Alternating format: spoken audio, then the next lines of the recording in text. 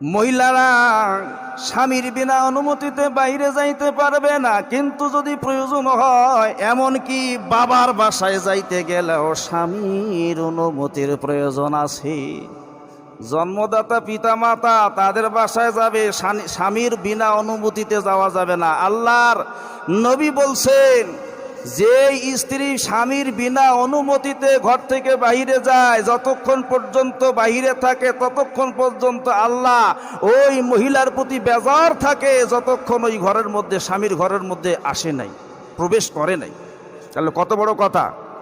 আল্লাহর নবীজি আম্মা জান আয়েশা আল্লাহর নবীজির কাছে অনুমতি চাইলেন বাবার বাসায় যাওয়ার জন্য। হাদিস, আল্লাহ নবীজি অনুমতি দিলেন, আম্মা জান তিনার বাবার বাসায় চলে গেলেন।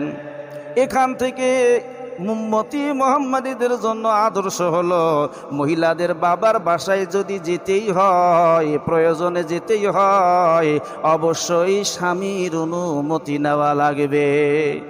স্বামীর বিনা অনুমতিতে বাসার বাহিরে যাওয়া যাবে না। আবার স্বামী হিসেবে এতটুকু কর্তব্য পালন করতে হবে যে স্ত্রীকে জেলখানার মধ্যে আবদ্ধ করে রাখা যাবে না, মাঝে মধ্যে একটু বেড়াইতে নিয়ে যাইতে হবে, শ্বশুরের বাসায় একটু নিজে সঙ্গে করে বেড়াইতে নিয়ে যাইতে হবে। এটা হলো স্বামীর হক। অবশ্যই স্বামী স্ত্রীর বন্ধনটা হবে শক্ত, মজবুত, যেন একে সুতোর মধ্যে দুইটা গিরো বাঁধা রয়েছে, এমন কথা। স্বামী স্ত্রী একে অপরের মধ্যে মহব্বত, ভালোবাসা গভীর করার জন্য, একে অপরকে ভালোবাসাটা গভীর করার জন্য, শক্ত করার জন্য মিথ্যা বলা জায়েজ আছে। কথা বোঝেন নাই? শরীয়তে 3টে জায়গায় মিথ্যা বলা জায়েজ আছে। কয়টা জায়গায়? 3 জায়গায়। মনে রাখেন, 1 নম্বরে হলো যুদ্ধক্ষেত্রে, কাফের বেঈমানদের সঙ্গে যুদ্ধক্ষেত্রে মিথ্যা বলা জায়েজ আছে।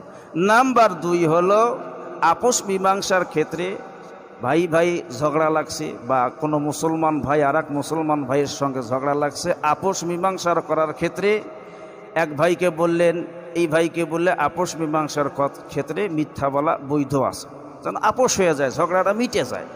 আর 3 নম্বরে হলো স্বামী স্ত্রী একে অপরের প্রতি মিথ্যা বলা জায়েজ আছে সম্পর্কটা গভীর করার জন্য। সুবহানাল্লাহ কোন। সম্পর্কটা কি করার জন্য? গভীর করার জন্য, যেন স্বামী স্ত্রীর মধ্যে সম্পর্কের ফাটল না ধরে। কথা বোঝেন নাই? শর্ট করে বলতেছি, স্বামী স্ত্রীর মহব্বতটা, ভালোবাসাটা, বন্ধনটা যেন আরো মজবুত হয়, এই জন্য মিথ্যা বলা জায়েজ আছে। কিন্তু মিথ্যা বলা বড় জঘন্য এবং পাপিষ্টের পাপের কাজ।